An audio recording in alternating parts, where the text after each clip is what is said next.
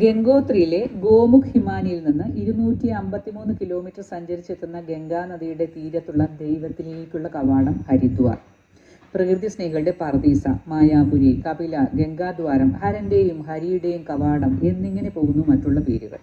ബദ്രിനാഥ്, കേദാർനാഥ്, ഗംഗോത്രി, യമുനോത്രി ഇവിടേക്കുള്ള പ്രവേശന കവാടം. ഭഗീരഥൻ തൻ്റെ പൂർവികർക്ക് മോക്ഷം നൽകുന്നതിനായി സ്വർഗത്തിൽ നിന്ന് ഭൂമിയിലേക്ക് കൊണ്ടുവന്ന ഗംഗാനദി. ഗംഗാനദിക്ക് വേണ്ടി ബ്രഹ്മാവ്, വിഷ്ണു, മഹേശ്വരന്മാരാൽ പവിത്രമാക്കപ്പെട്ട ഹരിദ്വാർ. അമൃതിൻ്റെ തുള്ളികൾ ഹർക്കി പൗരിയിലെ ബ്രഹ്മകുണ്ഡത്തിൽ പതിച്ചിട്ടുണ്ടത്രേ.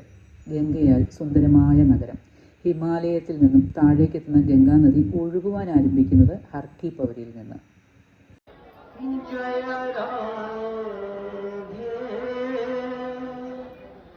जय श्री कृष्ण बोलो जय